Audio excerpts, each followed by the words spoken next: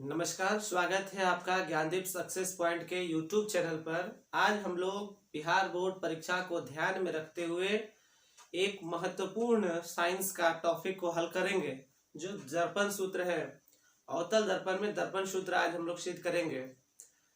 यह परीक्षा में 5 अंक के पूछे जाने की संभावना है, तो आइए इसको देखते हैं हम लोग क्या है। जैसा कि आप आकृति में देख पा रहे हैं, ये MN एक अवतल दर्पण है, जिसमें ये P ध्रुव है, F मुख्य फोकस है, C वक्रता केंद्र है और अनंत और वक्रता केंद्र के बीच एक वस्तु AB रखी गई है। और इस रखी AB वस्तु का प्रतिबिंब वक्रता केंद्र C और फोकस F के बीच बना हुआ है। उस प्रतिबिंब का नाम हम लोगों ने XY रखा। अब ध्यान रखें, यही चीजें यहाँ लिखी हुई है, जिसका वास्तविक और उल्टा प्रतिबिंब कहाँ बन रहा है? वक्रता केंद्र और फोकस के बीच बन रहा है। जैसा कि आप समझ ले, वस्तु दूरी, जहां पर दर्पण के सामने जिस स्थान में वस्तु रखी गई हो, तो ध्रुव और वस्तु के बीच की दूरी को वस्तु दूरी कहेंगे। यानी ध्रुव से मापी गई P है और यहाँ वस्तु B पर है, तो BP क्या हुआ? वस्तु दूरी। और वस्तु दूरी को किससे डिनोट करेंगे हम लोग? U से। तो वही BP क्या है? वस्तु दूरी है। प्रतिबिंब दूरी को हम लोग किससे? जहां प्रतिबिंब बन रही है और ध्रुव के बीच की दूरी। तो प्रतिबिंब, ध्रुव और प्रतिबिंब कहाँ पर बनी है? X पर। तो PX आपका क्या होगा? प्रतिबिंब दूरी।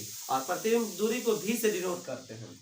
ठीक वैसे ही वक्रता त्रिज्या, तो ध्रुव और वक्रता केंद्र के बीच की जो दूरी होती है उसी को वक्रता त्रिज्या कहते हैं और इसे 2F द्वारा डिनोट करते हैं। और ये आकृति में देखा जाए, P और C के बीच की दूरी को PC कहेंगे। फोकस दूरी, ध्रुव और फोकस के बीच की दूरी ही फोकस दूरी होती है और इसे f द्वारा डिनोट किया जाता है। आइए अब हम लोग नेक्स्ट समझते हैं।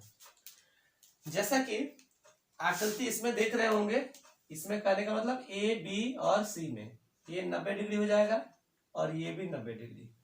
ठीक है, तो प्रमाण में डायरेक्ट सिद्ध करते हैं प्रमाण। ठीक है, तो अब हम लोग त्रिभुज ABC तथा त्रिभुज YXC में तुलना करेंगे। क्या क्या बराबर है? ABC, जैसा कि आप लोग आकृति में देख पा रहे हैं, ABC equal angle YXC equal कितना डिग्री है? 90 डिग्री। पुनः angle ACB equal YCX, angle YCX ये क्या है? शीर्षाभिमुख कोण है, शीर्षाभिमुख कोण है। ठीक है, तो ये भी एंगल है और ये भी एंगल है ना? तो AA समरूपता प्रमेय से ये दोनों ही त्रिभुज, यानी त्रिभुज ABC समरूप त्रिभुज YXC, ये किससे हो रही है? AA समरूपता प्रमेय से, समरूपता प्रमेय से ये दोनों ही त्रिभुज क्या हो गया? समरूप हो गया। जैसा कि हम लोग जानते हैं, जब समरूप हो जाती है तो भुजाएं क्या होंगे? अनुपात में होंगे। आइए देखते हैं, इसकी भुजा AB और इसकी भुजा XY। AB की संगत कौन सा है? XY है। तो यहां लिखेंगे हम लोग AB by XY equal BC के संगत क्या है? CX है। यहां लिखेंगे BC और नीचे लिखेंगे CX, इसे इक्वेशन नंबर 1।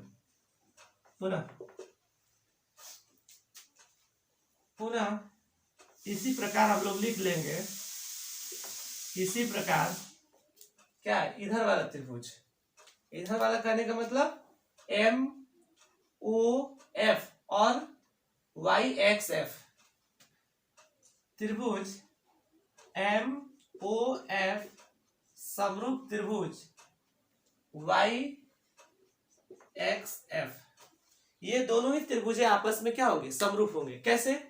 यहां देखिए, ये 90 डिग्री है, तो इधर वाला भी क्या होगा? 90 डिग्री होगा। ये कोण, यानी ये दोनों शीर्षाभिमुख कोण आपस में क्या होंगे? बराबर होंगे।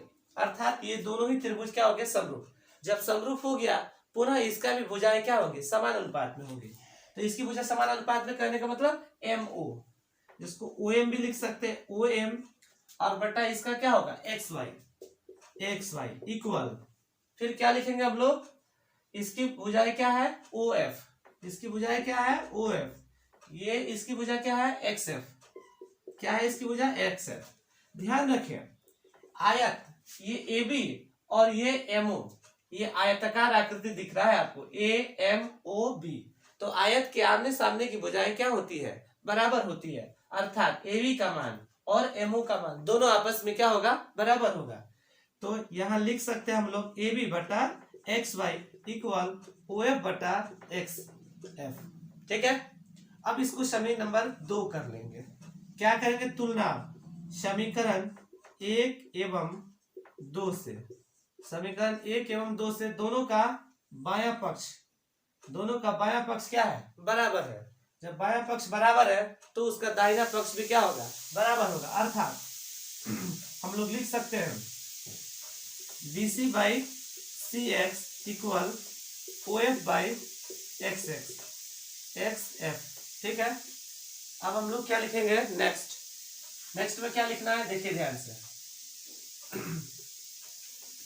अब BC ध्यान रखेंगे, BC के लिए कोई मान नहीं मिलेगा, BC के लिए कोई मान नहीं है क्योंकि सभी दूरियां दर्पण के ध्रुव से मापी जाती है, इसलिए BC के बदले में हम लोग लिख सकते हैं PB माइनस PC, क्या लिखेंगे यहाँ पर PB माइनस PC बाई, फिर यहाँ CX है, CX के लिए भी कोई मान CX के लिए भी कोई मान नहीं मिलेगा, और इसके लिए हम लोग लिख सकते हैं PC माइनस PX, क्या लिखेंगे PC माइनस PX इक्वल पुनः OF O और F, ध्यान रखेंगे OF को हम लोग PF लिख रहे हैं, OF को हम लोग क्या लिख रहे हैं PF, बताएंगे इसके बारे में। PF इसीलिए लिखा, यहां एक हम लोग लिख लेते हैं नोट में एक लाइन, नोट में एक लाइन लिख रहे हैं कि जब M बिंदु P के नजदीक हो, M बिंदु P के नजदीक हो, तो देखिए ये M बिंदु यहां है, अगर ये P के नजदीक होगा तो OF की दूरी OP के दूरी के क्या होंगे बराबर होंगे, यह कब, जब M बिंदु P के काफी करीब होगा तब। तो हम लोग लिख सकते हैं OP इक्वल OF, इसीलिए ध्यान रखें इस OP के स्थान पर क्या लिखा जाए, OF के स्थान पर, यहां है ना OF के स्थान पर हम लोग क्या लिख रहे हैं PF, ठीक है। तो क्या लिखेंगे यहाँ पर हम लोग OF के स्थान पर PF लिखेंगे, ठीक है। अब ध्यान रखें XF के लिए भी कोई दूरियां नहीं मिलेगी, लेकिन इसको हम लोग लिख सकते हैं PX माइनस PF, ठीक है। अब देखिए, अब हम लोग किसका उपयोग करेंगे, चिन्ह परिपाटी का, चिन्ह परिपाटी से क्या होगा, ध्यान रखें PB क्या है, ध्यान रखें यहाँ पर PB क्या है, PB वस्तु दूरी है, और वस्तु दूरी को किससे डिनोट करते हैं U से, और हम पहले ही बताया गया है कि वस्तुएं हमेशा दर्पण की बाईं ओर होती है, इसीलिए उसमें क्या लगाएंगे माइनस लगाते हैं। फोकस अवतल दर्पण में बायां होता है और उसमें भी क्या लगाएंगे माइनस। और दूसरी बात कि प्रतिबिंब अगर वास्तविक बने अवतल दर्पण में तो उसका माइनस होता है, लेकिन काल्पनिक बने तो उसका प्लस। तो यहाँ वास्तविक प्रतिबिंब बनी है, इसीलिए हम लोग बस प्रतिबिंब की दूरी भी का मान भी माइनस में लिखेंगे। तो PB कितना है, PB वस्तु दूरी है, तो वस्तु दूरी को किससे डिनोट करते हैं U से, और यहाँ माइनस लगा देंगे, ठीक है। माइनस है तो माइनस PC यानी वक्रता त्रिज्या PC है, और इसको किससे डिनोट करते हैं 2F से, ये भी बाईं ओर है इसीलिए यहाँ भी माइनस।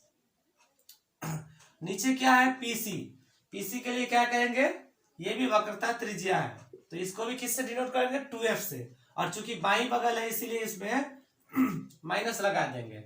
अब क्या करेंगे, ये माइनस है तो माइनस PX, देखेंगे यहाँ पर PX क्या है, प्रतिबिंब की दूरी है, P ध्रुव है और X पर प्रतिबिंब बना है, अर्थात प्रतिबिंब की दूरी। तो PX को किससे डिनोट करेंगे V से, ठीक है। चूंकि ये भी वास्तविक बनी है इसलिए माइनस में। इक्वल साइन के इस पार देखते हैं पी एफ। पी क्या है? ध्रुव, और एफ क्या है? फोकस। तो फोकस दूरी को किससे सूचित करते हैं? स्मॉल एफ से। ये भी बाईं ओर है इसीलिए इसमें भी माइनस। पी एक्स क्या है? प्रतिबिंब की दूरी है। इसे किससे डिनोट करेंगे? भी से। बाईं बगल है इसीलिए माइनस। ठीक है। अब क्या करेंगे हम लोग? ध्यान रखें, अब हम लोग इसको क्या करेंगे? ये माइनस है तो माइनस पी एफ, ये भी फोकस दूरी है और इसे भी हम लोग माइनस से डिनोट करेंगे। अब सबसे पहले माइनस का क्रिया करते हैं। माइनस माइनस माइनस क्या होगा? ये प्लस कितना होगा? 2f बाई, यह माइनस 2f है, ये माइनस माइनस क्या होगा? प्लस v इक्वल, यहाँ क्या है? माइनस एफ, फिर ये क्या है? माइनस v, माइनस माइनस क्या होगा? प्लस, और ये क्या होगा? f। बाइसियम करते हैं, वज्र गुणन करते हैं, तिरछा तिरछी गुना करते हैं। देखिए इस f से गुना करते हैं इसमें f में, क्या होगा? माइनस माइनस प्लस, 2f से f में गुना करेंगे क्या होगा? 2f स्क्वायर होगा कि नहीं? अब ये f से v में गुना करेंगे तो क्या लिखेंगे? माइनस vf इक्वल, अब u से v में गुना करेंगे माइनस माइनस प्लस, और u में v से गुना करेंगे तो क्या लिखेंगे? uv माइनस uv, फिर प्लस 2f से f में गुना करेंगे क्या लिखेंगे? 2f square. ठीक है, ये 2f स्क्वायर से ये 2f स्क्वायर क्या होगा? कटेगा, कटेगा ना। अब हम लोग क्या करेंगे? ध्यान रखें, अब हम लोग ये कर सकते हैं, कोई छूटा है ना? ये छूटा है,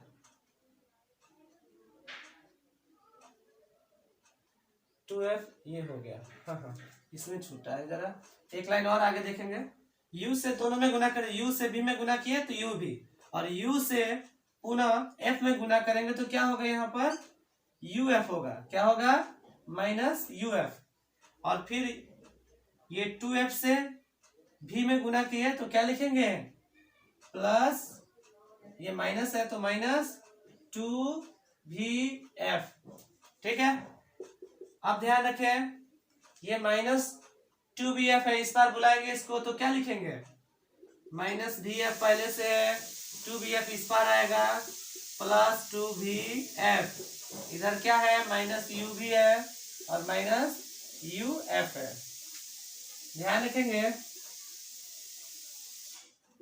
अब सभी पदों में uvf से भाग करेंगे। भाग करने पर आखिरकार uvf से सभी पद में भाग क्यों करेंगे? तो उसमें आपको बताना होगा कि हम जानते हैं कि दर्पण सूत्र प्रतिबिंब दूरी v, वस्तु दूरी u और फोकस दूरी f के बीच का संबंध है। इसलिए सभी पद में हम लोग uvf से क्या करेंगे? भाग करेंगे, ताकि जो जटिल समीकरण है उस जटिल समीकरण के स्थान पर एक सरल समीकरण प्राप्त हो। तो क्या है इसमें से? देखिए 2vf है, 2vf में से एक vf घटेगा तो क्या होगा? केवल vf बचेगा। नीचे भाग किससे करना है? uvf से, uvf इक्वल, पुनः यहाँ क्या बचा? देखिए इसमें से घटेगा, दो में से एक जाएगा तो एक vf लिखे। ठीक है, अब यहाँ क्या है? माइनस uv, तो माइनस uv लिख दिए। अब नीचे किससे भाग देना? uvf से, पुनः किससे? ये है uf, तो यहाँ लिखेंगे uf और नीचे लिखेंगे uvf। अब जो कटने वाला है उसे काट देंगे, जैसे इसमें कट रहा है vf, तो ये vf से vf क्या होगा? कटेगा, तो बचेगा क्या? 1/u। इसमें देखिए, इसमें क्या बच रहा है आपका? uv बच रहा है ना, तो uv से uv कट जाएगा। इसमें क्या बच रहा है? uf, तो u और f कटेगा, u और f कट जाएगा। ठीक है, तो आपका क्या निकला? जो बचेगा सो आ जाएगा। फिर एक बार यहां देख लेते हैं आपको,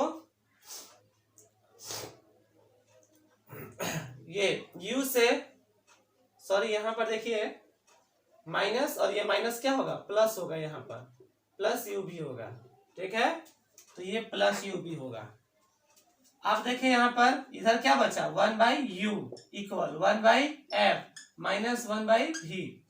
ध्यान रखें, 1/u, इस माइनस v को इस बार बुला लेंगे, प्लस 1/v इक्वल में क्या होगा? 1/f, और यही आपका दर्पण सूत्र है।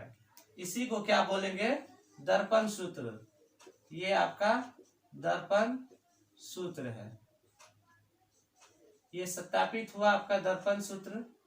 ठीक है, तो इस प्रकार ये दर्पण सूत्र आपका सिद्ध हो गया। ये परीक्षा के दृष्टिकोण से काफी महत्वपूर्ण है, 5 अंक में पूछा जाएगा। और अगर समझ में आ गया है तो अपने दोस्तों के पास जरूर शेयर करेंगे। धन्यवाद।